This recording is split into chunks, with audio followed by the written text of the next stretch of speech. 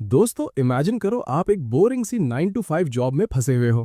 पूरा दिन ऑफिस की दीवारों के बीच निकल जाता है और घर सिर्फ सोने के लिए जाते हो।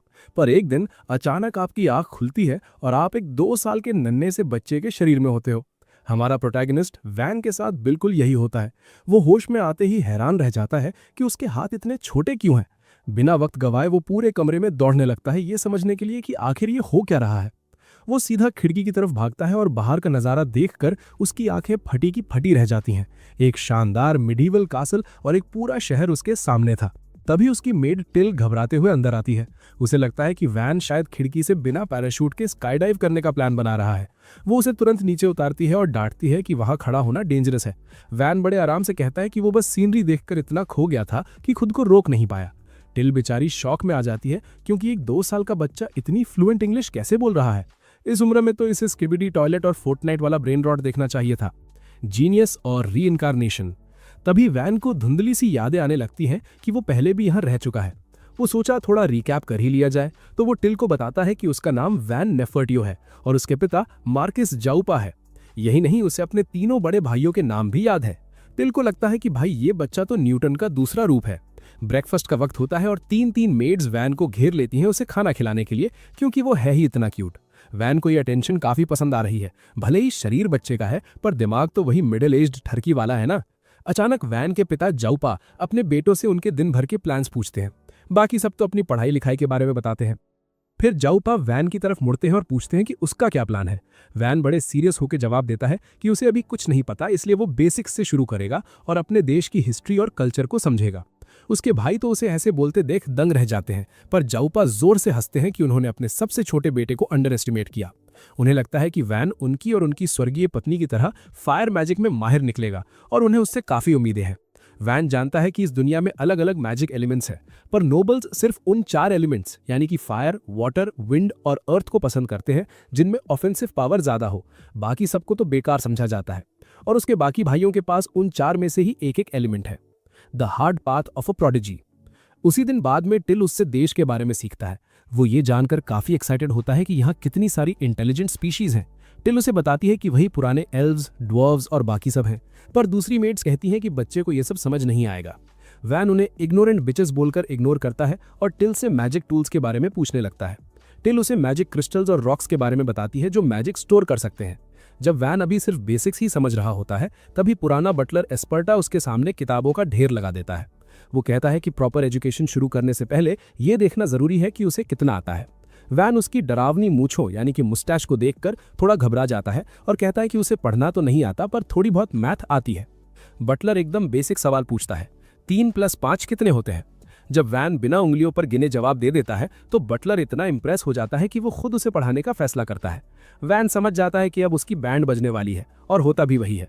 एस्पर्टा उसे सुबह से शाम तक पढ़ाता है, पर इसका फायदा ये होता है कि वैन सिर्फ कुछ ही हफ्तों में लिखना और पढ़ना सीख जाता है। Swords, skills and social status.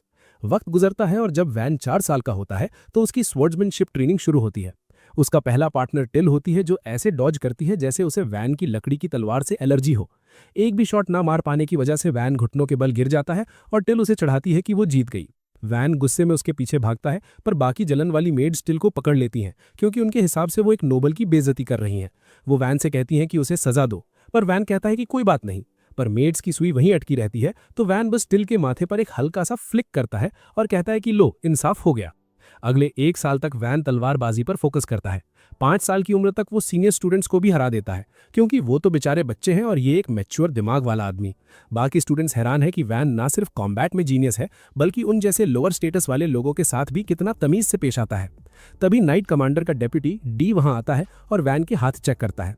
वो देखता है कि वैन के हाथ बहुत स्मूथ है, कोई निशान यानी कि कैलिसेस नहीं है, तो वो हैरान होता है कि बिना प्रैक्टिस के ये इतना अच्छा कैसे हो गया। वैन बताता है कि वो पढ़ाई में इतना बिजी रहता है कि ट्रेनिंग का वक्त ही नहीं मिलता। तब डी मजे मजे में बता देता है कि मार्केस ने ही एस्पर्टा को ऑर्डर दिया था कि वैन की पढ़ाई को 3 गुना मुश्किल कर दिया जाए। वैन के लिए ये एक शौक था, पर अब उसे समझ आया कि उसकी क्लासेस इतनी लंबी क्यों थीं। डी उसे ऑफर करता है कि अगर वो चाहे तो वो मार्केस से बात करके उसकी पढ़ाई कम करवा देगा ताकि वो देश का सबसे बड़ा स्वॉर्ड्समैन बन सके। वैन कहता है कि उसे दोनों चीजें करनी है, तो डी उसे खुद ट्रेन करने का फैसला करता है। वो कहता है कि वो बच्चा समझकर उस पर रहम खाएगा, पर यह किसी पॉलिटिशियन के वादे से भी बड़ा झूठ था। The outside world calls. D की ट्रेनिंग बहुत ही खतरनाक थी, पर फिर भी वैन अपनी इस नई जिंदगी को एंजॉय कर रहा था। एक और साल बीत गया और अब 6 साल का वैन पूरे इलाके में एक जीनियस के नाम से जाना जाता था। पर किताबों और तलवार के बीच रहकर वो थक गया था। तो एक दिन वो टिल से कहता है कि उसे बाहर जाना है। टिल उसे 2 नाइट्स के साथ मार्केट ले जाती है। वैन अलग अलग तरह की शॉप्स देखकर बहुत खुश होता है। तभी उसकी नज़र एक बड़ी सी बिल्डिंग पर पड़ती है। टिल बताती है कि ये मैरी चेंबर ऑफ कॉमर्स है, जो पूरे देश की सबसे बड़ी कंपनी है। वैन को समझ आता है कि ये इस दुनिया का वॉलमार्ट है। अचानक वो देखता है कि एक आदमी एक गंदे से बच्चे को घसीट रहा है। वो आदमी वैन को कहता है कि इधर मत देखो, कोई तमाशा नहीं चल रहा। ये सुनते ही वैन के नाइट्स अपनी तलवारें निकाल लेते हैं उस आदमी का सर कलम करने के लिए जिसने एक नोबल की इंसल्ट करने की जुर्रत की। भाइयों, वैन उन्हें तुरंत रोक लेता है और उस आदमी से पूछता है कि वो उस बच्चे को ऐसे घसीटकर कहाँ ले जा रहा है। वो घमंडी आदमी बड़े होश में जवाब देता है कि वो अपने ही बेटे को स्लेवरी में बेचने जा रहा है और कोई उसे रोक नहीं सकता। वैन के लिए ये न्यूज़ किसी झटके से कम नहीं थी, पर टिल उसे समझाती है कि इस दुनिया में गरीब लोग अक्सर थोड़े एक्स्ट्रा कैश के लिए अपने बच्चों को बेच देते हैं। वैन को ये सुनकर घिन आती है, पर इससे पहले कि वो कुछ बोल पाता, वहां एक टैंड मम्मी एंट्री मारती है, जो माकी के सबसे छोटे बेटे को देखकर काफी एक्साइटेड हो जाती है। टिल बड़े गर्व से वैन का फैमिली क्रश दिखाती है, जिस पर वो लेडी अपना इंट्रोडक्शन देती है कि उसका नाम रोजली है और वो मैरी चेंबर ऑफ कॉमर्स से है। वैन बिना टाइम वेस्ट किए रोजली से पूछता है कि उस नीले बालों वाले लड़के की कीमत क्या होगी। रोजली एक नजर उस बच्चे पर डालती है और उसके बाप से पूछती है कि क्या इसके पास कोई मैजिक एट्रीब्यूट है। बाप जवाब देता है कि इसके पास चोरी करने वाला मैजिक है। तो रोजली कहती है कि भाई, इसके तो सिर्फ 3 बड़े सिल्वर कॉइन्स ही मिलेंगे। ये सुनकर वो बुद्धा हरामी गुस्से में आ जाता है और अपने बेटे को लातों से पीटने लगता है, ये कहकर कि तू इतना यूजलेस है कि तेरी कीमत तो सोफी रेन के मंथली ऑमलेट सब्सक्रिप्शन से भी कम है। रोजली उसे थोड़ा रहम करने को कहती है, पर वो उसे किसी और दुकान पर ले जाने की जिद करता है ताकि बेहतर रेट मिल सके। तभी वैन बीच में आकर ऑफर देता है कि वो उस लड़के को 5 सिल्वर कॉइन्स में खरीद लेगा और वो लालची बुद्धा तुरंत मान जाता है। वैन उस लड़के को आजाद करता है और उसका नाम पूछता है। वो लड़का बिना डरे वैन का हाथ पकड़कर खड़ा होता है और अपना नाम काम बताता है। वैन उसे कहता है कि अब तुम जहां चाहो जा सकते हो, पर टिल हैरान होकर पूछती है कि अभी तो इसे खरीदा है, तो इसे जाने क्यों दे रहे हो। वैन कहता है कि वो बस उसकी मदद करना चाहता था। फिर उसे पता चलता है कि काम का इस दुनिया में कोई नहीं है, तो वो उसे अपने मैंशन ले जाने का फैसला करता है। पर नाइट्स उसे समझाते हैं कि बिना किसी पहचान के वो उसे मैंशन नहीं ले जा सकते, उसे एक स्लेव की तरह ही साथ रखना पड़ेगा। अब वैन तो ठहरा मॉडर्न दिमाग वाला बंदा जो स्लेवरी से नफरत करता है। उसे ये सुनकर दुख होता है, पर जब काम खुद इसके लिए राजी हो जाता है तो वैन मान जाता है। रोजली उन्हें रोकती है और कहती है कि कॉन्ट्रैक्ट फाइनलाइज करना पड़ेगा। वो दोनों का हाथ पकड़ती है और एक स्पेल कास्ट करती है, जिससे काम के हाथ के पीछे एक टैटू बन जाता है। ये इस बात का सबूत था कि अब वो वैन का सेवक है। वैन काम को मैंशन ले आता है और वो जल्द ही एक लॉयल और टैलेंटेड सर्वेंट बन जाता है। एक दिन काम वैन के पास आता है और बताता है कि डी उसे ढूंढ रहा है। वैन उसे एक कुकी की रिश्वत देता है ताकि वो डी से झूठ बोल दे कि वैन यहाँ नहीं है। काम कुकी तो खा लेता है, पर कहता है कि डी को पता है आप यहीं हो। फिर भी वैन उसे कहता है कि कोई ना कोई कहानी पका देना। तभी वैन नोटिस करता है कि काम ने वो ग्लव्स नहीं पहने जो उसने दिलाए थे। काम कहता है कि वो अपना टैटू दुनिया को दिखाना चाहता है, क्योंकि ये सबूत है कि वो वैन की सेवा करता है। पर जैसे ही वैन कहता है कि उसे उसका ग्लव्स पहनना ज्यादा पसंद आएगा, काम तुरंत मान जाता है। तभी डी दरवाजा खटखटाता है और काम बाहर जाके कह देता है कि वैन यहाँ नहीं है। डी कहता है कि अभी एक नौकर ने उसे अंदर जाते देखा है। तो काम पलटकर जवाब देता है कि उसने जरूर दिन दहाड़े नशा कर रखा होगा, श्रूम्स। डी को शक होता है क्योंकि काम के मुंह पर कुकी के क्रम्स लगे थे, पर वो तुरंत मुंह साफ करके कहता है कि शायद आपने नशा किया है जो आपको ये सब दिख रहा है। डी उस स्लेव लड़के की हिम्मत देखकर इंप्रेस हो जाता है कि वो अपने मास्टर के लिए उससे भी भिड़ गया, इसलिए वो वैन की जगह काम को ही रगड़ने का फैसला करता है। 2 साल और बीत जाते हैं और वैन अब 8 साल का हो गया है, यानी उसकी अप्रेजल सेरेमनी का वक्त आ गया है। सबको उससे बहुत उम्मीदें हैं। लोग चाहते हैं कि वो उनका अगला लॉर्ड बने, क्योंकि वो जीनियस होने के साथ साथ बहुत नेक दिल भी है। उसके पिता को पूरा यकीन है कि वैन के पास फायर मैजिक होगा, पर उनकी सारी उम्मीदें मिट्टी में मिल जाती हैं जब पता चलता है कि वैन के पास प्रोडक्शन मैजिक है। जाओपा कहता है कि नोबल्स के लिए ये सबसे घटिया मैजिक है, क्योंकि इससे सिर्फ रॉ मटेरियल और इमेजिनेशन से तलवारें और सामान बनाया जाता है। वो कहता है कि ये काम तो बिना मैजिक के भी हो सकता है और किसी नोबल को लोहार यानी ब्लैक स्मिथ बनने की जरूरत नहीं है। जाओपा गुस्से में पागल हो जाता है, क्योंकि वो और उसकी वाइफ दोनों स्ट्रॉन्ग फायर मेजेस थे और वो ये बर्दाश्त नहीं कर सकता कि उनका बेटा इतना कमजोर मैजिक रखे। वो अपनी तलवार निकाल लेता है और कहता है कि उसे ये गलती पहले ही सुधार लेनी चाहिए थी। वैन डर के मारे जम जाता है, पर इससे पहले कि उसके पिता उस पर हमला करे, उसका सबसे बड़ा भाई मीरसिया बीच में आ जाता है। वो सुझाव देता है कि उनके टेरिटरी में एक पिछड़ा हुआ गांव है जो अभी तक डेवलप नहीं हुआ, तो क्यों ना वैन को वहां का लॉर्ड बनाकर भेज दिया जाए। जाओपा वजह पूछता है तो मीरसिया बताता है कि उस नेमलेस गांव में सिर्फ 100 लोग हैं, वहां कुछ भी नहीं है और उत्तर में पहाड़ों पर खतरनाक मॉन्स्टर्स हैं। साथ ही पड़ोस में दूसरे नोबल की जमीन है और दुश्मन किंगडम जेलेनेटा भी वहीं पास में है। जाओपा को ये प्लान पसंद आता है क्योंकि वो गांव नया है और वहां के लोग उनके लॉयल नहीं है, तो अपने परिवार के किसी सदस्य को भेजना एक अच्छा फैसला होगा। वो मीर्सिया की तारीफ करता है कि उसने अपने परिवार के इस कलंक का एक सही उपयोग ढूंढ लिया और वैन को तुरंत निकलने का ऑर्डर देता है। सबके जाने के बाद मीर्सिया वैन से माफी मांगता है कि उसने इतनी मुश्किल जगह उसे भेजा, पर वो उसे अपने पिता के हाथों मरने से बचाना चाहता था। वैन उसे जान बचाने के लिए थैंक यू कहता है और मीर्सिया वादा करता है कि वो वैन की हर संभव मदद करेगा। वैन अपनी पैकिंग शुरू करता है और टिल मार्किस पर काफी गुस्सा होती है, पर वैन कहता है कि वो एक्चुअली खुश है क्योंकि वहां उसे काफी फ्री टाइम मिलेगा। जब सामान कैरेज में लोड हो रहा होता है, वैन सोचता है कि उसके पिता ने उसे कोई नाइट नहीं दिया और मीर्सिया को गार्ड्स हायर करने पड़े। पहले सिर्फ काम को साथ जाने की इजाजत थी, पर मीर्सिया की वजह से अब टिल भी साथ जा रही है। अचानक डी वहां आता है और कहता है कि वो भी साथ चल रहा है ताकि वैन की ट्रेनिंग पूरी कर सके। वैन बिल्कुल नहीं चाहता कि डी चले और कहता है कि पिता ने मना किया है। डी कहता है कि उसे ऐसी कोई खबर नहीं मिली और वो अपने साथ 2 और नाइट्स भी लाता है।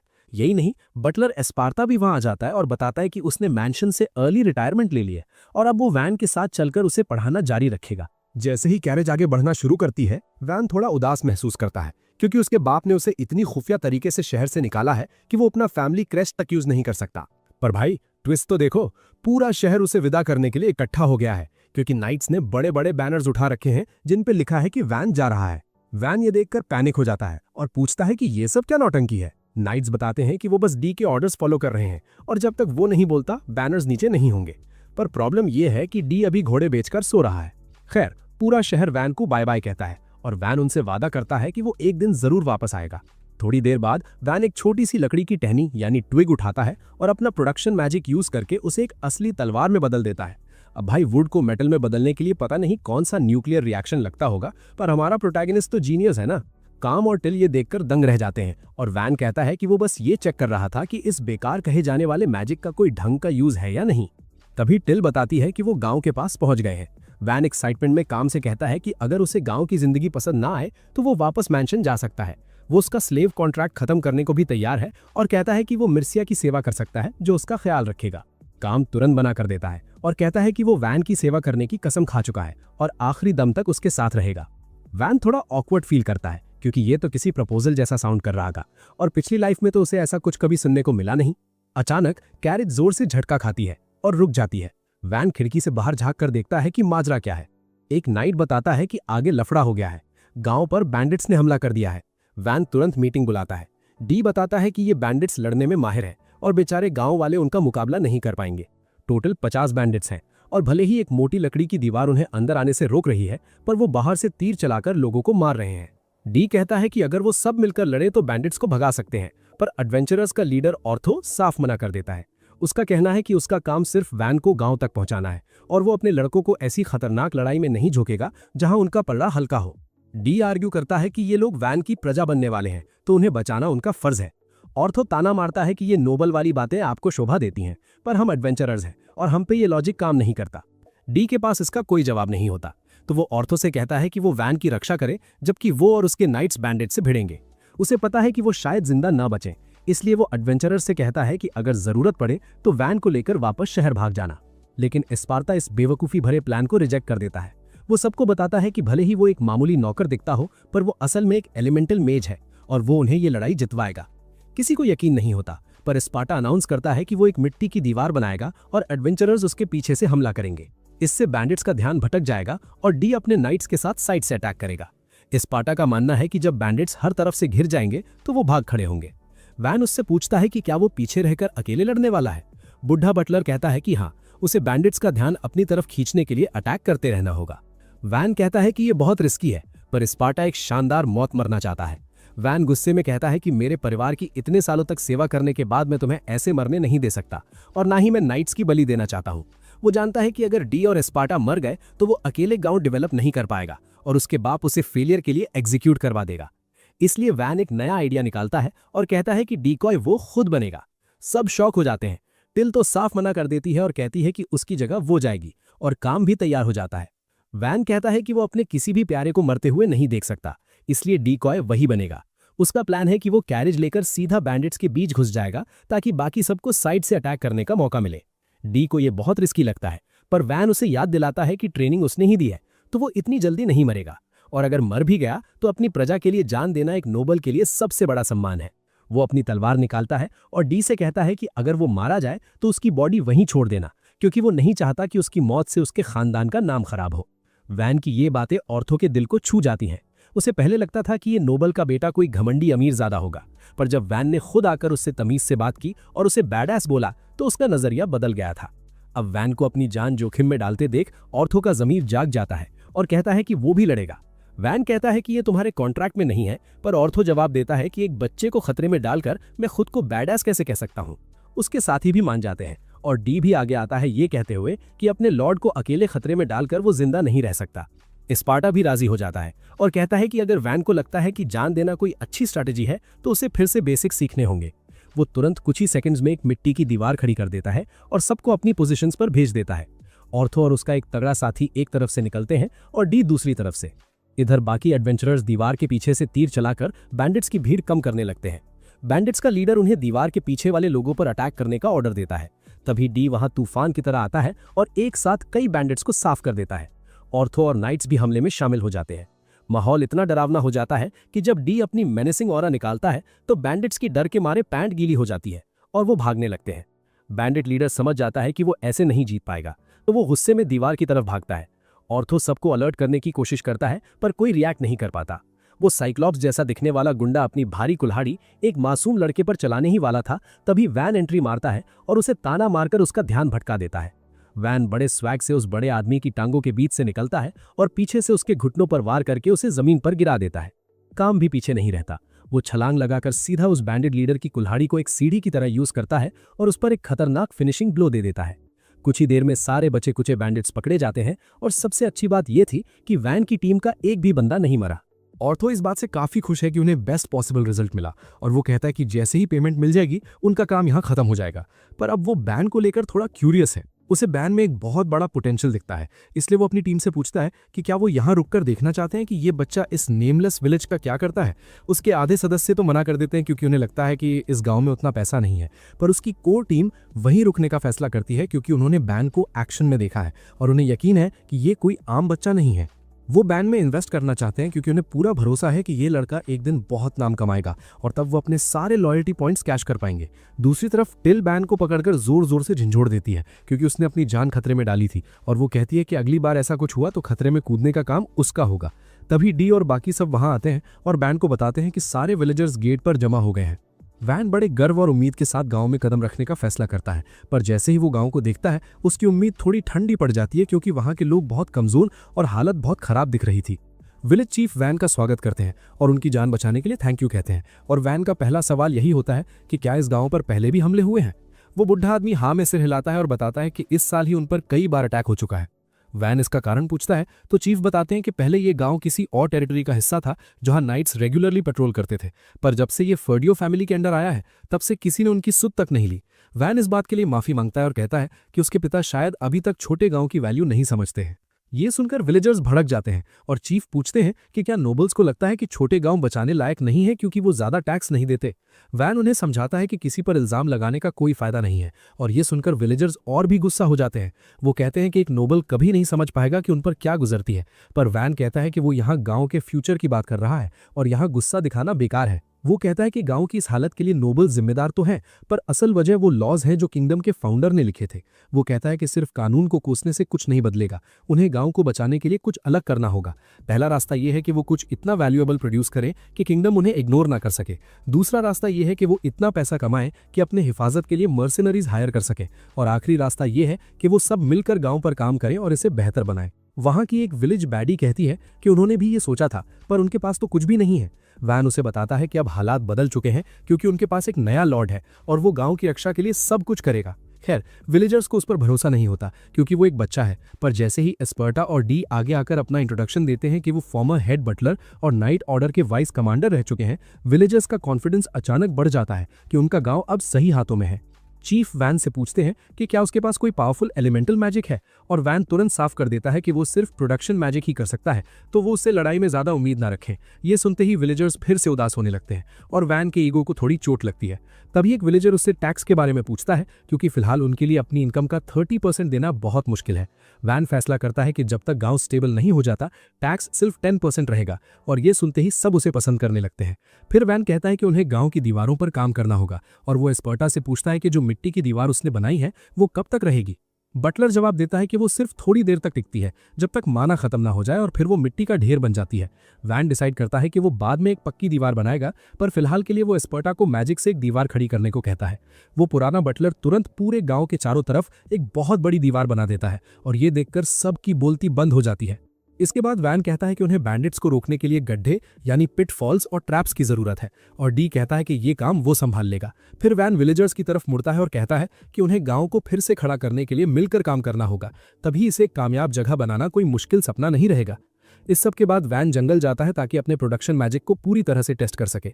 वो लकड़ी का एक छोटा सा टुकड़ा लेता है और अपने मैजिक से उसके हर एक इंच को महसूस करता है। फिर वो उस लकड़ी को बहुत बारीक धागों में बांट देता है और उन्हें एक मजबूत पैटर्न में बुनते हुए एक सॉलिड प्राइड क्यूब बना देता है। टिल और काम पूछते हैं कि ये क्या है, तो वैन बताता है कि ये एक नैनो मटेरियल क्यूब है जो बहुत ही ज्यादा मजबूत है। वो ऐसे ढेर सारे क्यूब्स बना देता है और तभी वहां से ऑर्थो और उसके दोस्त गुजरते हैं। वो उन चमकदार आरजीबी क्यूब्स को देखकर क्यूरियस हो जाते हैं। ऑर्थो पूछता है कि क्या वो एक ब्लॉक को काटने की कोशिश कर सकता है। वो एक ब्लॉक को हवा में उछालता है और अपनी पूरी ताकत से उस पर वार करता है, पर वो ब्लॉक पास के एक पेड़ से जा टकराता है और उस पर एक खरोच तक नहीं आती। ऑर्थो को अपनी आंखों पर यकीन नहीं होता, क्योंकि उसका वार पत्थर को भी काट सकता था, पर ये नैनो क्यूब ज्यों का त्यों है। इसके बाद वैन अपने मैजिक के साथ और एक्सपेरिमेंट्स करता है और सूरज ढलने तक ढेर सारे हथियार और सामान बनाता रहता है। टिल पूछती है कि क्या वो थका नहीं है, क्योंकि प्रोडक्शन मैजिक में बहुत माना खर्च होता है, पर वैन एकदम फिट महसूस कर रहा है। वो सोचता है कि उसके पास आखिर कितना माना है, और वो मजाक मजाक में लकड़ी से कटाना बना देता है, क्योंकि जब मैजिक हो तो साइंस और एनर्जी कंजर्वेशन की परवाह कौन करता है। काम की आंखें उस नए तरह की तलवार को देखकर चमकने लगती है, तो वैन उसे वो गिफ्ट कर देता है, और तभी टिल भी उसे उम्मीद भरी नजरों से देखने लगती है।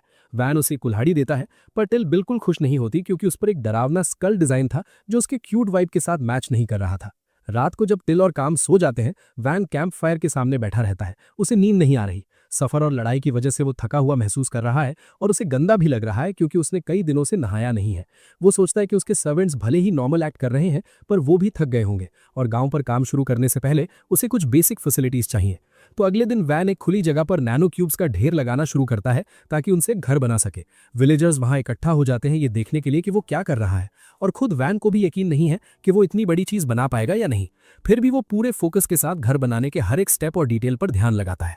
सबसे पहले वो मजबूत पिलर्स खड़े करता है जो छत का पूरा बोझ उठा सकें, और फिर उनके चारों तरफ दीवारें बनाना शुरू करता है। इसके बाद वो डोर्स और विंडोज के साथ और भी रूम्स बनाता है, और आखिर में रूफ डालकर बिल्डिंग को पूरा कर देता है। देखते ही देखते उसका शानदार घर बनकर तैयार हो जाता है, और किसी को यकीन ही नहीं होता कि वैन ने महज कुछ सेकंड्स में एक पूरा मैंशन खड़ा कर दिया है। पर वो खुद बहुत खुश है कि अब उसके पास आराम से रहने के लिए एक ठिकाना है। पूरा गांव और वैन के दोस्त फटी आंखों से उस मैंशन को निहार रहे हैं। उनके मुंह खुले के खुले रह गए हैं, और टिल कहती है कि उसका प्रोडक्शन मैजिक किसी टेरिटरी को चलाने के लिए एलिमेंटल मैजिक से कहीं ज्यादा काम का है। वैन थोड़ा हम्बल बनता है और कहता है कि ऑफेंसिव मैजिक फिर भी बेहतर है, क्योंकि उससे एक नोबल अपनी प्रजा की रक्षा कर सकता है। उसे लगता है कि लोग उस नोबल के अंडर ज्यादा सेफ फील करते हैं, जो बड़े बड़े फायरबॉल्स फेंक सके, ना कि किसी ऐसे बंदे के साथ जो बस एक बड़ा कंस्ट्रक्शन वर्कर बन के रह गया हो। टिल और काम उसकी बात से अग्री नहीं करते और कहते हैं कि वो उसके पिता के शहर के बजाय उसके बनाए हुए शहर में रहना पसंद करेंगे। पर वैन को लगता है कि वो बस उसका पक्ष ले रहे हैं, लेकिन एस्पार्टा का मानना है कि वो सही कह रहे हैं। वो वैन को समझाता है कि जंग के वक्त शायद लोग अटैक करने वाले नोबल्स को पसंद करें, पर शांति के समय उसकी ये एबिलिटी डेवलपमेंट के लिए सबसे बेस्ट है। डी, ऑर्थर और बाकी लोग भी वही बात कहते हैं, और वो वैन से कहते हैं कि ये कितना अनबिलीवेबल है कि उसने उसैन बोल्ट की स्पीड से भी तेज एक पूरा घर बना दिया। वैन उन्हें कहता है कि अगर वो लकड़ी लेकर आए तो वो उनके लिए भी घर बना सकता है, और ये सुनते ही डी और ऑर्थो दोनों में आग लग जाती है कि कौन सबसे पहले लकड़ी जमा करके अपना घर बनवाएगा। खैर, सिर्फ वही नहीं है जिन्हें नया घर चाहिए। गांव का चीफ भी बड़े डरते डरते वैन से पूछता है कि अगर विलेजर्स भी लकड़ी ले आए तो क्या वो उनके लिए भी घर बना देगा। विलेजर्स उसे बताने लगते हैं कि उनके घर कैसे टूटे फूटे हैं और वहां रहना कितना मुश्किल है, और वैन को एहसास होता है कि इन सब का रेनोवेशन करना बहुत थका देने वाला काम होने वाला है। मगर वो अपने लोगों को निराश नहीं करना चाहता, और ये सच भी है कि उनके पुराने घर किसी भी पल गिर सकते हैं। वो घर बनाने के लिए राजी हो जाता है, बस शर्त ये रखता है कि उन्हें लकड़ी लानी होगी। और ये सुनते ही सबकी खुशी का ठिकाना नहीं रहता। थोड़ी ही देर में वैन एक साथ पूरा रेजिडेंशियल ब्लॉक खड़ा कर देता है और लोग अभी भी उसके स्किल्स देखकर हैरान हैं। वो कहते हैं कि एक तो इतना बड़ा माना पूल होना अलग बात है, ऊपर से वैन को एक सेटलमेंट का प्रॉपर लेआउट प्लान करना भी आता है। वैन आर्किटेक्चर और डिजाइन के बारे में अपना ज्ञान झाड़ने लगता है और बताता है कि उसने ग्रिड लेआउट यूज किया है, जिसमें हर यूनिट 4 घरों से बनी है और उनके बीच मजबूत और चौड़ी सड़कें हैं।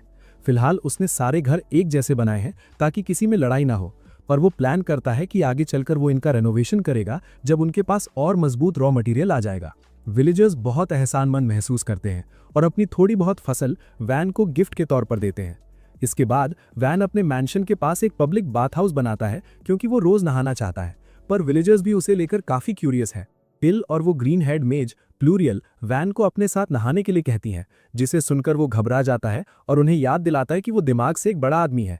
लड़कियों को पहले नहाने का मौका मिलता है और प्लूरियल कहती है कि वैन उन बाकी नोबल्स जैसा बिल्कुल नहीं है जिनसे वो मिली है, वो सच में बहुत नेक और समझदार है। टिल तुरंत अपने मास्टर की तारीफें शुरू करती है और जब वो अपनी नई दोस्त को ये सब बता चुकती है तब लड़कों की बारी आती है। वैन और काम पहले अंदर जाते हैं और वैन नोटिस करता है कि डी के साथ रोज ट्रेनिंग करके काम के मसल्स बनने लगे हैं और तभी वहां डी की एंट्री होती है। डी और नाइट्स उसी वक्त बाथ हाउस आ जाते हैं और फिर वो मसल ब्रेन्ड इडियट उस पब्लिक बाथ में ही अपनी भारी भरकम तलवार घुमाने लगता है। नहाने के बाद वैन अपने कमरे में आराम करने जाता है और बेड पर गिर जाता है ये सोचते हुए कि इस थका देने वाले दिन के बाद अब वो सुकून से सो सकता है। अगली सुबह जब उसकी आंख खुलती है तो वो देखता है कि नाइट्स ने रेडर्स से बचने के लिए गांव के चारों तरफ एक खाई खोद दी है और वैन कहता है कि बेस्ट रिजल्ट्स के लिए इसे पानी से भरना जरूरी है। उन्हें पीने, खेती और पब्लिक बाथ के लिए भी पानी चाहिए, इसलिए वैन डिसाइड करता है कि उनकी अगली प्रायोरिटी पानी का एक पक्का जरिया ढूंढना होगा।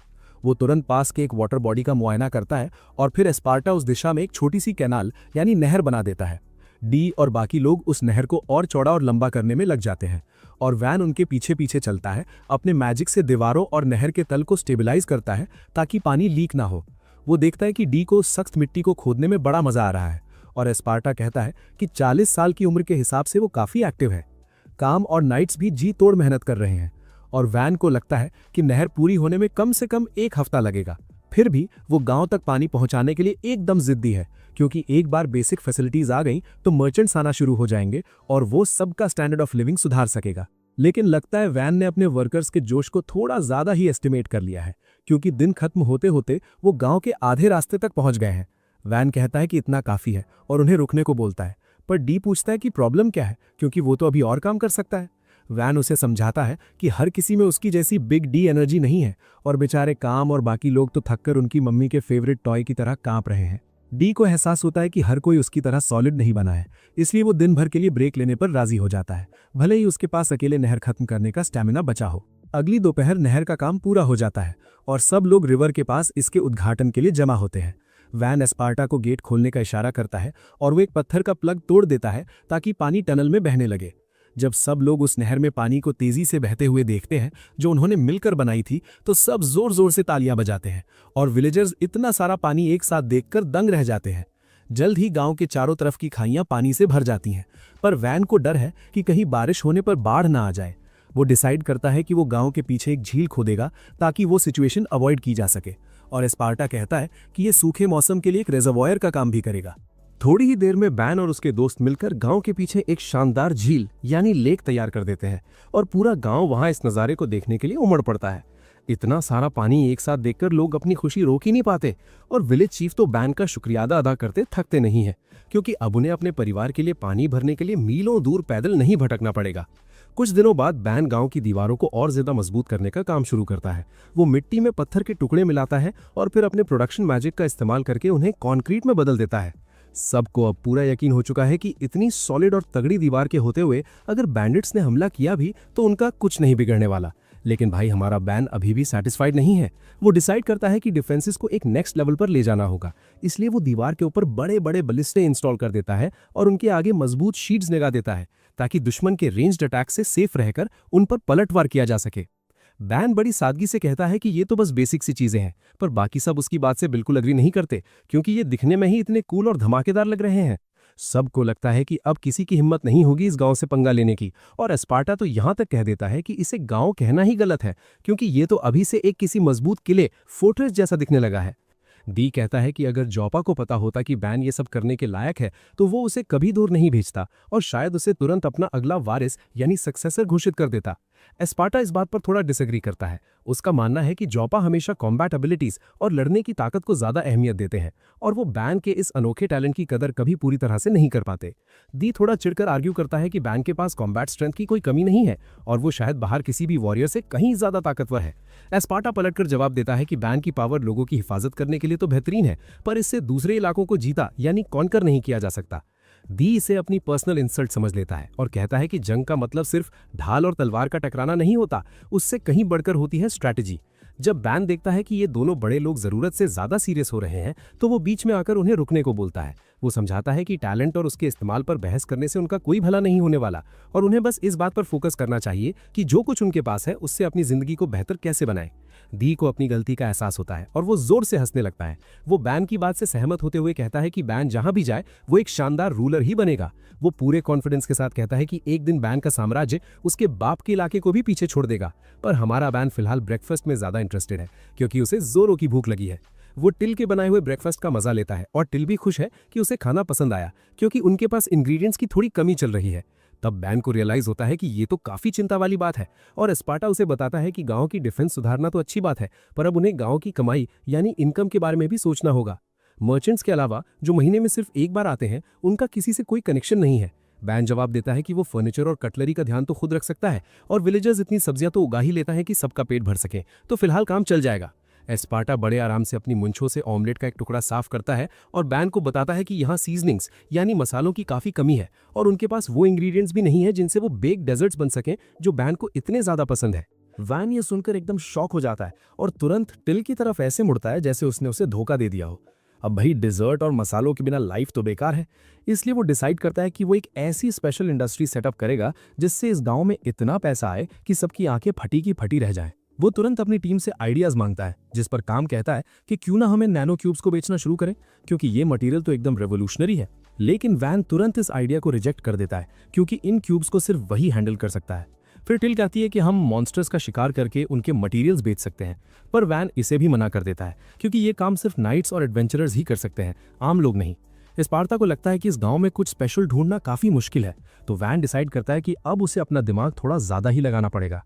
उसी दिन बाद में उसकी मुलाकात औरतों के ग्रुप के उस मोटे से बंदे फैटी से होती है। वो कहता है कि वैन, तुम्हारे सर्वेंट्स तुमसे बहुत प्यार करते हैं क्योंकि जब मैंने उनसे उनके वेपन्स दिखाने को कहा तो उन्होंने साफ मना कर दिया ताकि उनके वेपन्स खराब ना हो जाएं। वैन दोनों से थोड़ा निराश होता है और कहता है कि भाई वेपन्स तो चलाने के लिए होते हैं, अगर उन्हें बस संभाल कर रखोगे तो जरूरत पड़ने पर वो काम नहीं आएंगे। वैन उन्हें एनकरेज करता है कि अपने हथियार चलाओ। तभी वो मोटू एडवेंचरर और क्लेदर से बनी अपनी एक ढाल निकालता है। वो बड़े चौड़ में कहता है कि ये शील्ड बहुत मजबूत है और इससे वो उनके वेपन्स की पावर चेक कर सकता है, इसलिए वो उन्हें अटैक करने को कहता है। काम थोड़ा हिचकिचाते हुए मान जाता है और अपनी कटाना से उस ढाल पर एक हल्का सा टैप करता है। मिस्टर प्लस साइज्ड हंसते हुए कहता है कि ओए थोड़ा जोर तो लगाओ, ये कोई अटैक थोड़ी है।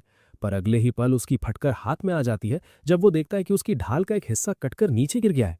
उसे यकीन ही नहीं होता कि उसकी इतनी महंगी ढाल एक झटके में बर्बाद हो गई। और ऊपर से वैन उसे बताता है कि वो तलवार जो मेटल की दिख रही है वो असल में सिर्फ लकड़ी वुड से बनी है। ये सुनकर वो मोटू बंदा बच्चों की तरह रोने लगता है, पर वैन तुरंत अपने मैजिक से उसकी शील्ड फिक्स कर देता है। तभी ऑर्थो वहां आता है और वैन से पूछता है कि क्या वो कुछ वैल्यूबल ओर्स खरीदना चाहेगा। वैन देखकर दंग रह जाता है कि वो रेयर मिनरल से भरी एक पूरी गाड़ी लेकर आया है। ऑर्थो समझाता है कि गांव के पास जो पहाड़ है वो ओर्स से भरे पड़े हैं और उन्हें ज्यादा दूर जाने की जरूरत भी नहीं पड़ी।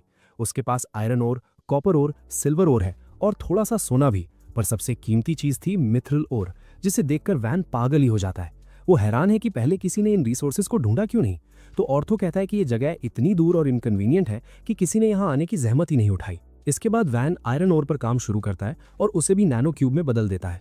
वो मोटो एडवेंचरर ये देखकर एक्साइटेड हो जाता है और वैन से पूछता है कि क्या वो इससे तलवारें बना सकता है। वैन को उसकी शील्ड तोड़ने का अभी भी थोड़ा बुरा लग रहा था, इसलिए वो उसके लिए एक स्वॉर्ड बनाने को राजी हो जाता है। वो बंदा उससे एक शॉर्ट स्वॉर्ड और एक लॉन्ग स्वॉर्ड मांगता है। वैन पहले शॉर्ट स्वॉर्ड बनाता है और पूरे फोकस के साथ हर डिटेल इमेजिन करता है कि वो ड्यूरेबल, शार्प और दिखने में एकदम शानदार हो। वो एडवेंचरर स्वॉर्ड देखकर झूम उठता है और बाकी सब उसे घेर लेते हैं, जबकि वैन उसी डिजाइन की एक लॉन्ग स्वॉर्ड भी तैयार कर देता है। ये देखकर बाकी एडवेंचरर्स के तो होश ही उड़ जाते हैं और वो सब वैन के पीछे पड़ जाते हैं कि उन्हें भी ऐसी ही तलवारें चाहिए। लेकिन क्योंकि ओर्स वही लाए थे, वैन डिसाइड करता है कि वो सबके लिए एक एक स्वॉर्ड बनाएगा। तभी प्लूरियल कहती है कि ये तलवारें मार्केट में बहुत महंगी बिक सकती हैं। वैन सोचता है कि अगर वो मिथ्रिल से स्वॉर्ड्स बनाए तो शायद कीमत और भी ज्यादा मिलेगी। तभी एस्पार्टा वहां पहुंचता है। वो मिथ्रिल और चेक करके बताता है कि ये बहुत रेयर है और अगर ये पहाड़ों के बाहर जंगल में ही मिल गया है तो इसका साफ मतलब है कि आसपास कोई डंजन है। वो समझाता है कि अगर यहाँ डंजन मिल गया तो ये गांव रातों रात फेमस हो जाएगा और हजारों लोग रोज यहाँ आने लगेंगे। ये इकोनॉमी के लिए तो अच्छा है, पर वैन जानता है कि फिलहाल वो इतने लोगों का बोझ नहीं उठा सकते। ऊपर से उसे डर है कि डंजन के लालच में दुश्मन देश या पड़ोसी नोबल्स उन पर हमला कर देंगे। प्लूरियल कहती है कि अगर डंजन मिल गया तो वैन के पिता तुरंत नाइट्स भेजेंगे इस पर कब्जा करने के लिए। वैन दुखी होकर कहता है कि उसके पिता ने तो उसे डिसोन कर दिया है, तो अगर ये गांव इंपॉर्टेंट बन गया तो उसे फिर से कहीं और भेज दिया जाएगा। प्लूरियल अब समझ जाती है कि वैन पहले इस गांव को एक मजबूत टेरिटरी बनाना चाहता है, इससे पहले कि वो डंजन की खबर बाहर फैलाए। ऑर्थो वादा करता है कि वो उस तरफ नहीं जाएंगे जहां डंजन हो सकता है और उसके दोस्त भी मान जाते हैं। वैन उनका शुक्रिया अदा करता है कि उन्होंने इतना बड़ा राज छुपाया, भले ही डंजन ढूंढने में उनका ज्यादा फायदा होता। कुछ ही वक्त में वैन बेहतर मटेरियल से गांव का हुलिया बदल देता है, पर टिल को फिक्र है कि वो जरूरत से ज्यादा काम कर रहा है। तभी एक विलेजर भागता हुआ आता है और चिल्लाता है कि आर्मर्ड लिजर्ड मॉन्स्टर्स का एक झुंड गांव की तरफ बढ़ रहा है। वैन तुरंत सबको दीवारों के अंदर आने का ऑर्डर देता है और गेट लॉक कर देता है। विलेजर्स उन मॉन्स्टर्स को देखकर कांप रहे हैं, पर वैन उन्हें हौसला देता है कि अगर वो साथ मिलकर लड़ें तो वो किसी भी मुश्किल को हरा सकते हैं। वैन की बातों से सब मोटिवेट हो जाते हैं और कसम खाते हैं कि वो अपने गांव की हिफाजत के लिए आखिरी दम तक लड़ेंगे। वैन तुरंत उन्हें दीवारों पर जाने और बलिस्टे संभालने को कहता है। काम उसे बताता है कि ऑर्थो और उसका ग्रुप शिकार पर गए हैं, इसलिए किसी को कमान संभालनी होगी, और वैन खुद अपने सिटीजन्स के साथ ऊपर जाने का फैसला करता है। पर टिल रोते हुए उसका हाथ पकड़ लेती है। वैन भले ही कोई सिंप ना हो, पर वो उसे दुख नहीं देना चाहता, इसलिए वो डी से कहता है कि वो ऊपर जाए और उसे रियल टाइम सिचुएशन बताता रहे, जबकि वो खुद जमीन पर रहकर ऑर्डर्स देगा। डी उसका ऑर्डर मानता है और तुरंत दीवार पर चढ़ता है, पर सामने का नजारा देखकर उसके भी होश उड़ जाते हैं। वो डी को बताता है कि लगभग 40 आर्मर्ड लिजर्ड्स उनकी तरफ बढ़ रही हैं और भाई उनकी ऊंचाई 8 मीटर्स के आसपास है, यानी फ्रीडम यूनिट्स में समझो तो 3 हाथी एक के ऊपर एक खड़े हों। ये देखकर डी थोड़ा घबरा जाता है क्योंकि बड़े बड़े वेटरन नाइट्स का ग्रुप भी एक अकेली आर्मर्ड लिजर्ड को गिराने में पसीने छोड़ देता है, और यहाँ उनके पास गिने चुने ट्रेन फाइटर्स ही हैं। वैन तुरंत कमान संभालता है और उसे जायंट क्रॉसबोज में लोहे के तीर आयरन एरोज लोड करने का ऑर्डर देता है, और डी बिना वक्त गवाए आगे बढ़ जाता है। उसके नाइट्स उसे वार्न करते हैं कि इन लिजर्ड्स की स्किन इतनी सख्त है कि नॉर्मल हथियार उनके स्केल्स को खरोच तक नहीं पाएंगे, और डी ये बात अच्छे से जानता है। वो कहता है कि अब तक उसने अपनी जिंदगी की सारी जंगें जीती हैं, पर इस बार वो अपने दिमाग की जगह वैन के दिमाग और उसके फैसले पर भरोसा करना चाहता है। वो सबको बलिस्ता लोड करने का हुक्म देता है और फिर जोर से चिल्लाता है, फायर। जैसे ही तीर लिजर्ड से टकराते हैं, वो एक पल के लिए गायब हो जाते हैं, और डी को समझने में थोड़ा वक्त लगता है कि जहां जहां तीर लगे हैं वहां उन मॉन्स्टर्स के शरीर में बड़े बड़े छेद हो चुके हैं। वो आर्मर्ड लिजर्ड्स इनर्शिया की वजह से कुछ सेकंड्स तक आगे बढ़ती हैं और फिर ढेर होकर जमीन पर गिर जाती हैं, और पहली ही बार में गांव वाले 10 लिजर्ड्स को ढेर कर देते हैं। डी वैन के बनाए हथियारों की क्वालिटी देखकर दंग रह जाता है, और साथ ही उन विलेजर्स से भी काफी इंप्रेस होता है जो पता नहीं कैसे मेरे कॉल ऑफ ड्यूटी के रैंक्ड मैचेस वाले टीममेट से भी अच्छा एम कर रहे थे। वो सबको राउंड 2 के लिए तैयार होने को कहता है, पर नाइट्स बताते हैं कि अब हर बलिस्ता के लिए सिर्फ एक ही लोहे का तीर बचा है। डी कहता है कि जो है वही लोड करो और चला दो, और वो कुछ और लिजर्ड्स को मार गिराने में कामयाब हो जाते हैं, लेकिन अभी भी लगभग आधी लिजर्ड्स बची हुई थी और उनका एमो खत्म हो चुका था। डी ये खबर वैन तक पहुंचाता है और वैन तुरंत इस प्रॉब्लम का सोल्यूशन ढूंढने लगता है। तभी उसे अचानक याद आता है कि कैसे काम की लकड़ी की तलवार ने फैटी की हाई स्पेक शील्ड को मक्खन की तरह काट दिया था, और वो सोचता है कि शायद ये लकड़ी आर्मर्ड लिजर्ड्स पर भी काम कर जाए। वो डी को लकड़ी के तीर यूज करने को कहता है। नाइट्स को लगता है कि ये पागलपन है, क्योंकि लकड़ी भला उस स्टील जैसी सख्त स्किन के पार कैसे जाएगी। डी उन्हें चुप करा देता है और कहता है कि वैन ने पहले ही उन्हें कई बार गलत साबित किया है, इसलिए वो उस पर पूरा भरोसा करेगा। वो सबको विलेजर्स को लकड़ी के तीर लोड करके चलाने का ऑर्डर देता है, और हैरानी की बात यह है कि वो लकड़ी के तीर भी लिजर्ड्स के पार निकलने लगते हैं, भले ही वो बीच में अटक जाए। खुशकिस्मती से वो तीर उनके वाइटल ऑर्गन्स तक पहुंच रहे थे और उन्हें तुरंत ढेर कर रहे थे, और अब डी समझ गया था कि उन्हें हरा पाना नामुमकिन है। वो विलेजर से कहता है कि फिर से लोड करो और फायर करो, क्योंकि आज रात सबको लिजर्ड मीट की दावत मिलने वाली है। गांव वाले उसकी बात मानते हैं और आर्मर्ड लिजर्ड्स पर तीरों की बारिश कर देते हैं, जिससे जो थोड़ी बहुत बची थी वो भी साफ हो जाती है। डी बड़े गर्व से वैन और बाकी सबके सामने अपनी जीत का ऐलान करता है, और सब जोर जोर से जश्न मनाने लगते हैं। टिल वैन को जोर से गले लगा लेती है, जबकि वैन अभी भी ये प्रोसेस कर रहा है कि उसके लकड़ी के हथियार इतने खतरनाक मॉन्स्टर्स पर कैसे काम कर गए। दीवार के ऊपर खड़े नाइट्स डिस्कस करते हैं कि उनकी साइड से एक भी बंदा घायल नहीं हुआ और एमो भी काफी बचा है। डी को लगता है कि लड़ाई इतनी जल्दी खत्म हो गई कि उसे थोड़ा अधूरा सा लग रहा है, पर यह इस बात का सबूत था कि वैन की एबिलिटी कितनी ओपी है। थोड़ी देर बाद गांव वाले उन लिजर्ड्स की बॉडीज को प्रोसेस करना शुरू करते हैं ऑर्थो की पार्टी की देखरेख में, जो काफी देर से वापस लौटे थे। ऑर्थो ने बताता है कि आंखें, दांत, खाल और मैजिक कोर को संभाल कर रखो, जबकि मीट को खाने के लिए स्टोर करो। वो कहता है कि आमतौर पर इन लिजर्ड्स को प्रोसेस करने में बहुत वक्त लगता है और मीट खराब हो जाता है, पर वैन के बनाए नाइफ्स की वजह से ये काम मक्खन की तरह हो रहा है। तभी वैन वहां आता है और मीट का पहाड़ देखकर फैसला करता है कि वो इस जीत की खुशी में एक शानदार पार्टी देंगे। रात को जश्न शुरू होता है और लोग जी भरकर मीट खाते हैं। ऑर्थो का ग्रुप वैन से बात करते हुए कहता है कि उनके बनाए हथियार कमाल के हैं। डी ये सुन लेता है और थोड़ा जलकर वैन से पूछता है कि क्या उसने पहले एडवेंचरर्स के लिए हथियार बनाए थे। ऑर्थो और उसके दोस्त अपनी तलवारें दिखा दिखाकर शो ऑफ करने लगते हैं। डी को थोड़ी जलन होने लगती है और वैन से कहता है कि मेरे लिए भी एक स्वॉर्ड बना दो, और उसके लिए वो ब्लैंक चेक देने को भी तैयार है। बाकी नाइट्स भी वैन से हथियार मांगने लगते हैं और वो थोड़ा शर्माते हुए कहता है कि वो उनसे पैसे नहीं ले सकता, पर अभी वो थोड़ा बिजी है। वो वादा करता है कि गांव के मामले सुलझते ही वो उनके लिए नया गियर बनाएगा और नाइट्स इससे खुश हो जाते हैं। इसके बाद ऑर्थो वैन को बताता है कि वैसे तो एक आर्मर्ड लिजर्ड 20 गोल्ड कॉइन्स में बिकती है, पर क्योंकि मीट खराब हो जाएगा तो उन्हें लगभग 8 गोल्ड कॉइन्स पर लिजर्ड मिल सकते हैं। ये फिर भी बहुत बड़ा अमाउंट था और वैन सोचने लगता है कि वो इतने सारे पैसों का क्या करेगा। तभी एस्पार्ता एक बुरी खबर देता है कि अगर कोई गांव 100 गोल्ड कॉइन से ज्यादा कमाता है तो उसका आधा हिस्सा टैक्स के रूप में मार्किस को देना पड़ता है। ये सुनकर वैन को ऐसा लगता है जैसे उसकी लाइफ की सारी सेविंग्स किसी क्रिप्टो स्कैम में उड़ गई हो, और वो पूछता है कि क्या टैक्स चोरी करने का कोई रास्ता है। एस्पार्ता मना कर देता है क्योंकि इतने सारे मटेरियल की सेल छुपाना नामुमकिन है और वैन की सारी उम्मीदें टूट जाती हैं। पर उसे सबसे ज्यादा डर इस बात का है कि उसके बाप को इस गांव की अहमियत पता चल जाएगी और वो उसे फिर से किसी दूर दराज जगह भेज देगा। अचानक एस्पार्ता को एक सोल्यूशन सूझता है। वो कहता है कि वो जल्पा के बजाय सीधा मिर्सिया को रिपोर्ट कर सकते हैं। वैन को समझ आता है कि वो इन लिजर्ड्स को हराने का सारा क्रेडिट अपने बड़े भाई को दे सकते हैं, जिससे उनकी हरकतें छुपी रहेंगी और वो इसी गांव में और वक्त तक रुक पाएंगे। अगले दिन 2 मर्चेंट्स गांव आते हैं और सामने इतनी बड़ी किले जैसी दीवार देखकर उनके तोते उड़ जाते हैं। वो एक दूसरे पर चिल्लाने लगते हैं कि गूगल मैप्स गलत पड़ा और रास्ता भटक गए। तभी वैन गेट के ऊपर प्रकट होता है और उनका स्वागत करता है। मर्चेंट्स हैरान है क्योंकि वो वैन को मार्किस के जीनियस बेटे के रूप में पहचानते हैं और सोचते हैं कि वो यहाँ क्या कर रहे हैं। वो अपना इंट्रो बेल और रैंगो के रूप में देते हैं, जो मेरी चेंबर ऑफ कॉमर्स से है, और वैन उन्हें अंदर बुला लेता है। जैसे ही वो दोनों भाई वेयरहाउस पहुंचे, आर्मर्ड लिजर्ड्स का ढेर देखकर उनके जबड़े जमीन पर गिर गए। उन्हें यकीन ही नहीं हो रहा कि इतने छोटे गांव ने इतने सारे मॉन्स्टर्स का शिकार किया है। पर वैन बस ये जानना चाहता है कि क्या वो ये सब खरीद सकते हैं। मर्चेंट्स तुरंत हाँ कह देते हैं, पर वैन से 1 महीने का वक्त मांगते हैं क्योंकि उन्हें इस सब की इवैल्यूएशन और ट्रांसपोर्ट के लिए एक पूरी टीम बुलानी पड़ेगी। वैन इस बात पर राजी हो जाता है और उनसे कहता है कि वो थोड़ा मीट फ्री में ले जाएं, क्योंकि अभी उसके पास कोई फ्रिज बनाने की टेक्निक नहीं है और ये सब यूं ही सड़ जाएगा। फिर वो उन दोनों भाइयों को कुछ वेपन्स दिखाता है जो सेल के लिए हैं, और भाई उनकी क्वालिटी देखकर उनके होश उड़ जाते हैं। वो बिना किसी बार्गेनिंग के वैन की मांगी हुई कीमत पर तुरंत मान जाते हैं और वैन उनसे कहता है कि वो इन हथियारों को मार्केट में प्रमोट करें। लेकिन दोनों भाई थोड़ा हिचकिचाने लगते हैं और वैन समझ जाता है कि ये नूब्स खुद को बहुत बड़ा प्रो समझ रहे हैं और सोचते हैं कि वो उसकी स्वॉर्ड्स की ट्रेड पर कब्जा यानी कि मोनोपोलाइज कर लेंगे। वो उन्हें समझाता है कि अगर वो इसे राज रखने की कोशिश भी करें तो भी लोग इस गांव का पता लगा ही लेंगे, क्योंकि उनका रूट फॉलो करना आसान है। ये सुनकर दोनों भाई शॉक हो जाते हैं। तब वैन उन्हें बताता है कि एक और रास्ता है जिससे वो इनसेन प्रॉफिट कमा सकते हैं। वो इस बारे में जानने के लिए एकदम बेताब हो जाते हैं और वैन उन्हें ऑफर देता है कि वो इसी गांव में अपनी एक दुकान खोल लें। दोनों भाई तुरंत इस ऑफर को लपक लेते हैं और वैन के आगे झुककर अपना एहसान जताते हैं। वैन उन्हें कहता है कि वो अभी की अभी अपनी शॉप खड़ी करें। इससे पहले कि उन्हें समझ आए कि वो क्या कह रहा है, वैन उनके लिए उनके सपनों जैसी एक शानदार शॉप बना देता है और कहता है कि वो उनके साथ बिजनेस करने के लिए एक्साइटेड है। कुछ ही देर बाद वैन के पास 2 ऐसे मेहमान आते हैं जिनकी उसने उम्मीद भी नहीं की थी। एक नोबल लड़की है जो लगभग उसी की उम्र की है, और दूसरी एक बैड एस नाइट मॉमी जो उसकी हिफाजत कर रही है। ये नाइट मॉमी पहले से ही काफी जजमेंटल है और ऐलान करती है कि वो पता लगाकर रहेगी कि वैन सच में कोई जीनियस है या बस शो ऑफ कर रहा है। इसी बीच वैन को एस्पार्ता से ढेर सारा होमवर्क मिल रहा है। वो उसे 10,000 लोगों के रहने लायक एक सिटी प्लान करने को कहता है, क्योंकि जिस रफ्तार से गांव डेवलप हो रहा है ये जल्द ही एक शहर बन जाएगा। वो वैन से पूछता है कि उसे कैसा फोर्ट्रेस सिटी चाहिए, ये बताते हुए कि स्क्वायर शेप्ड फोर्ट्रेसेस सबसे कॉमन है।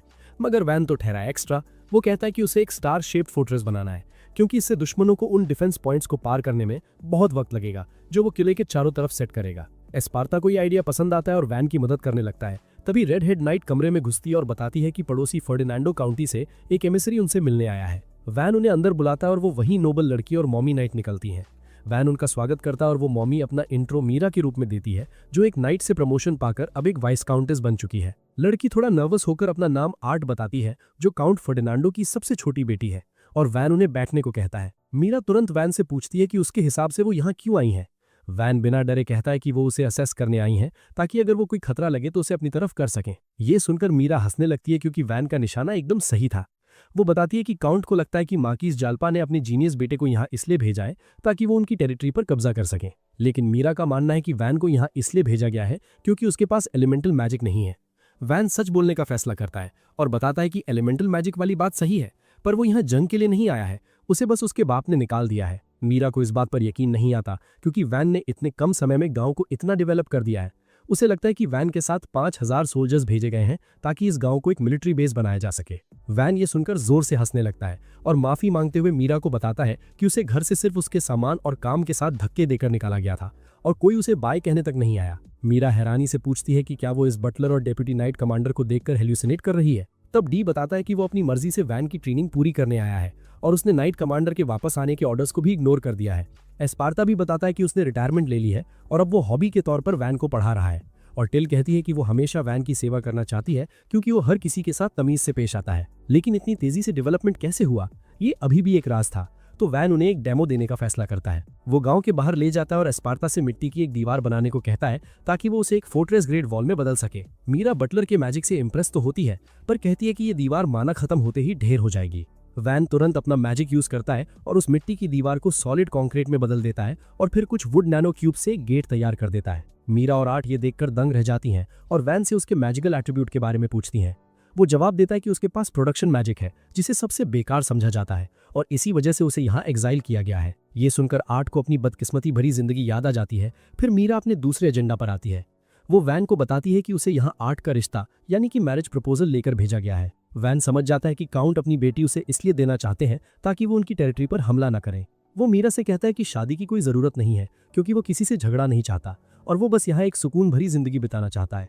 मीरा उसे बताती है कि पहले वो नहीं चाहती थी कि आर्ट की एंगेजमेंट किसी गुमनाम गांव के लॉर्ड से हो क्योंकि ऐसी घटिया जगह पर वो खुश नहीं रह पाएगी, पर वैन का पोटेंशियल और उसका कैरेक्टर देखकर अब वो इस शादी के सपोर्ट में है। वो वैन की इंटेलिजेंस, करिश्मा और उसके विल पावर की तारीफ करने लगती है और कहती है कि अगर ये लीगल होता तो वो खुद उससे शादी कर लेती। वैन एक मॉमी वाइफू का ख्याल से एक्साइटेड तो होता है, पर बदकिस्मती से उसे अभी सिर्फ आर्ट ही मिल सकती है। मीरा आर्ट से पूछती है कि क्या वो वैन से शादी करना चाहती है क्योंकि उसे इससे बेहतर लड़का नहीं मिलेगा। आर्ट शर्मा के कहती है कि वैन एक अच्छा लड़का है, पर उसने अभी शादी के बारे में सोचा नहीं है। वैन भी उसे कहता है कि वो अपना वक्त ले क्योंकि ये उसकी लाइफ का सबसे बड़ा डिसीजन है। मीरा बताती है कि वो रात भर गाँव में ही रुकेंगी ताकि वो आराम से सोच सके। वैन थोड़ा शॉक्ड होता है, पर जब मीरा मैंशन में कमरे के बारे में पूछती है तो वो उनके लिए एक शानदार इन यानी होटल बनाने का फैसला करता है। इसके बाद वो डिनर करते हैं और वैन उस लड़की के बारे में और जानने की कोशिश करता है जो शायद उसकी फ्यूचर वाइफू बन सकती है। वो बताती है कि उसे फूल और डॉल्स जैसी क्यूट चीजें पसंद है और वैन उन डॉल्स को देखने की इच्छा जताता है।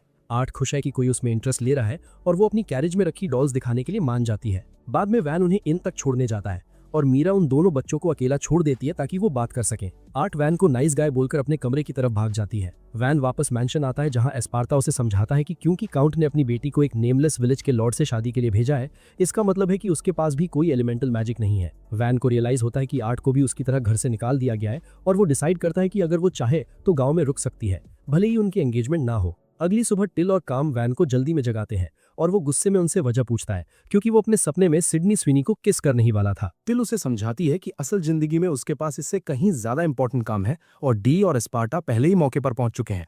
वैन उनसे रिक्वेस्ट करता है कि कम से कम उसे ढंग से बताएं तो सही कि हो क्या रहा है।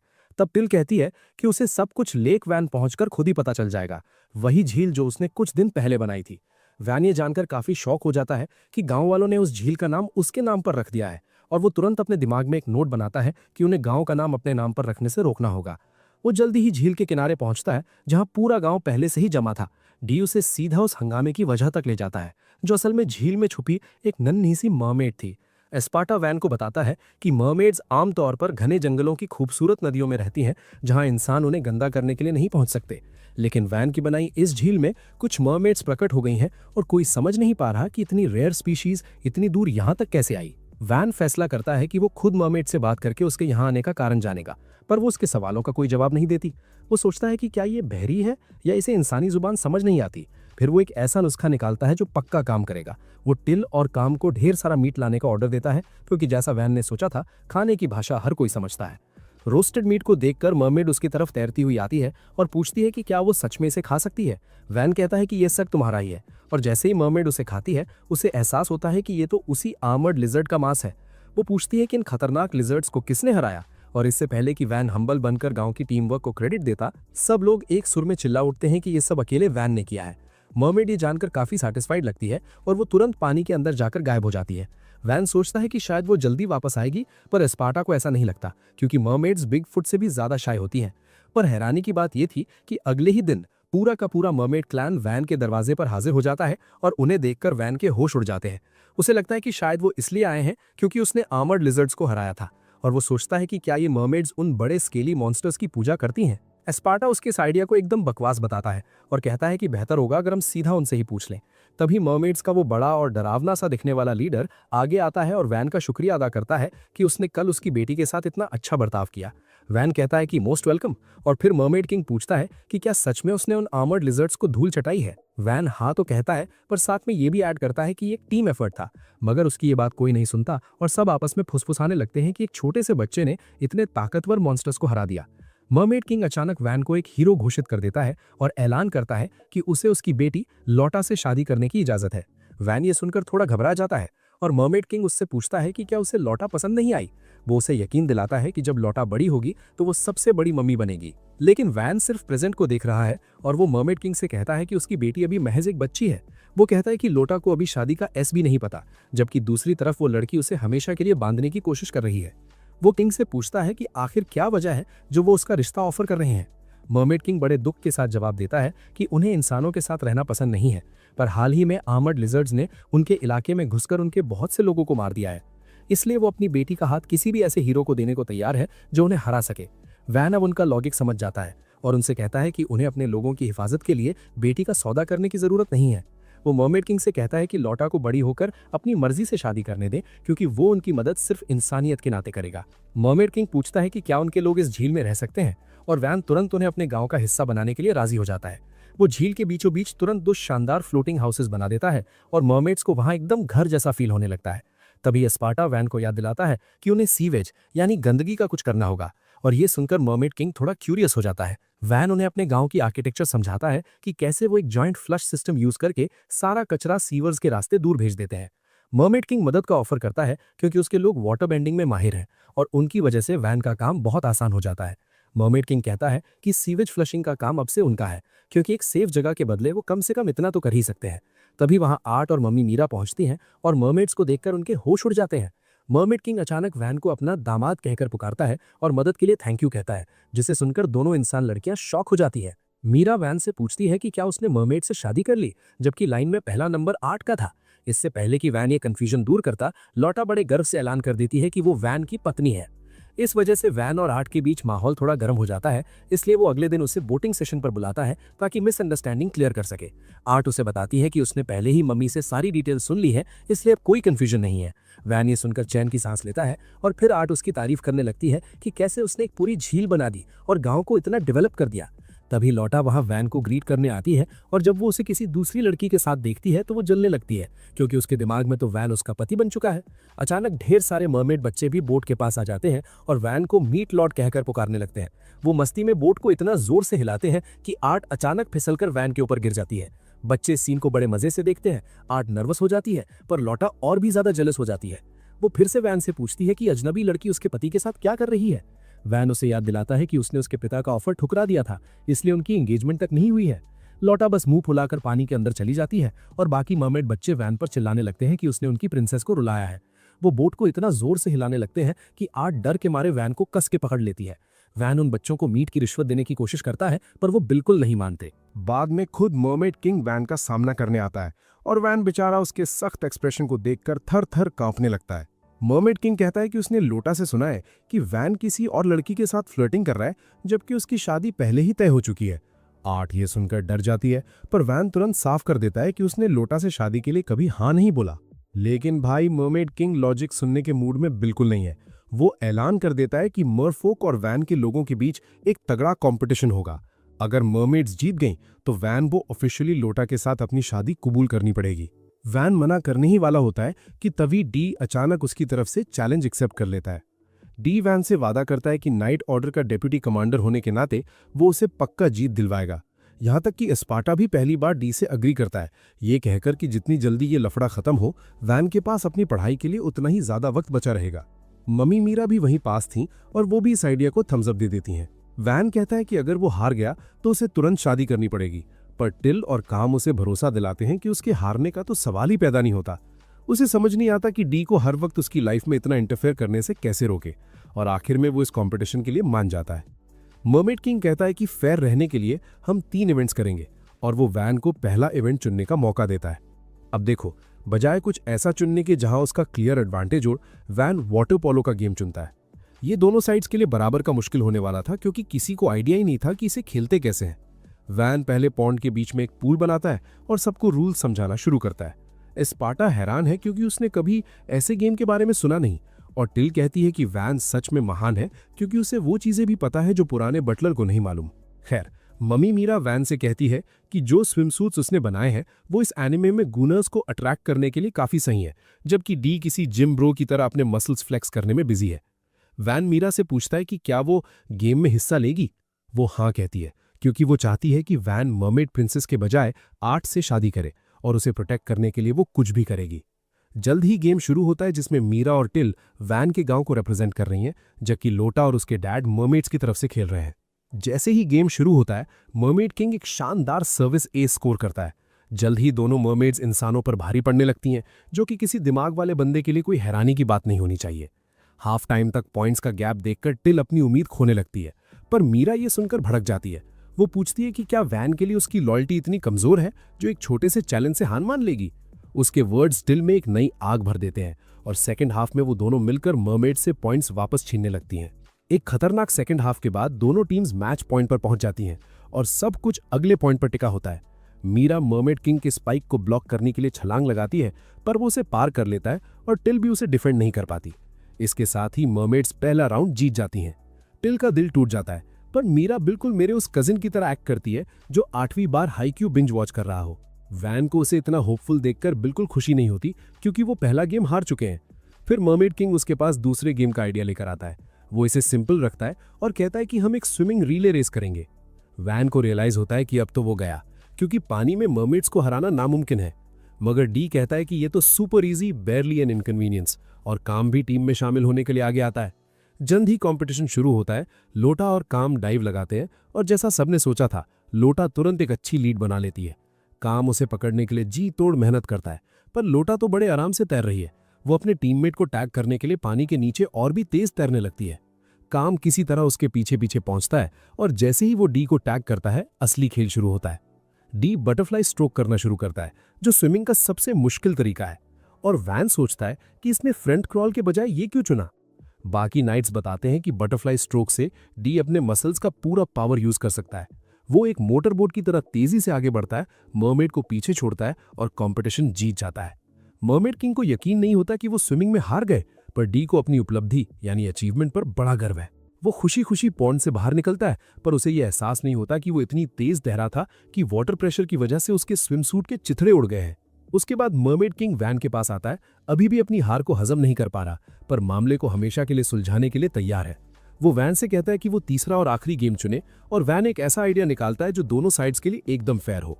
वो एक आइस शेविंग मशीन बनाता है और प्लूरियल से कुछ बर्फ तैयार करने को कहता है, जिसे वो शेव करके उस पर फ्लेवर्ड सिरप्स डालता है। सब कंफ्यूज्ड है कि आखिर करना क्या है। तब वैन बताता है कि आखिरी competition shaved ice eating contest है, और वो खुद इसमें हिस्सा लेगा। वो एक पार्टनर मांगता है, और आर्ट अपना हाथ उठाती है, जिसे देखकर सब हैरान हो जाते हैं।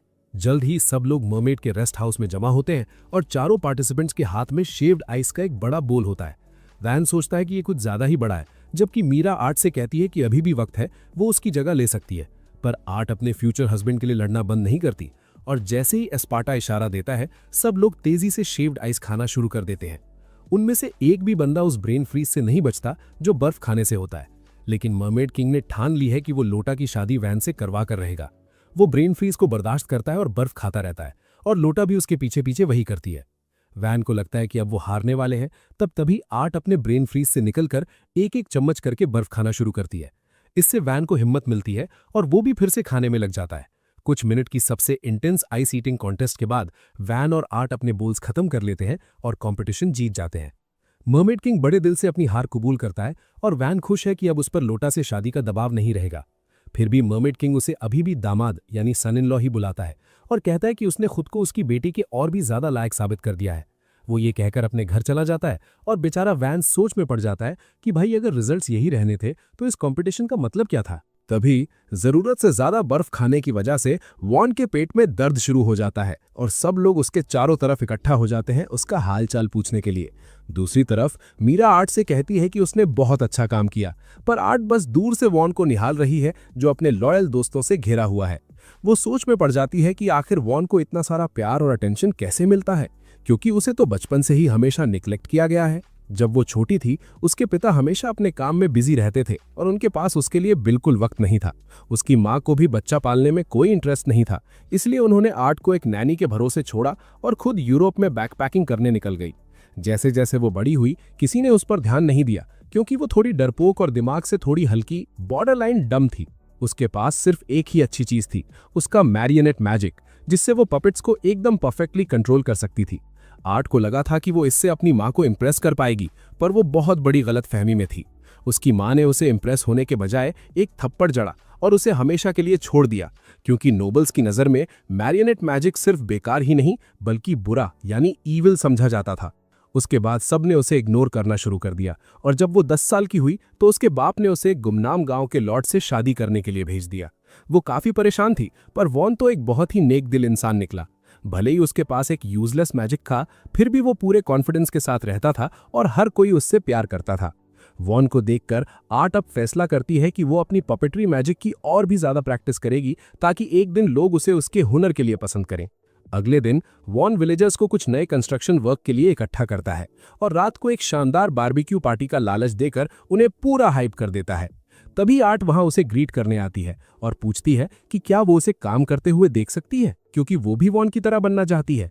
पर दोस्तों, ये कहानी अब यहीं खत्म होती है और ये वीडियो भी।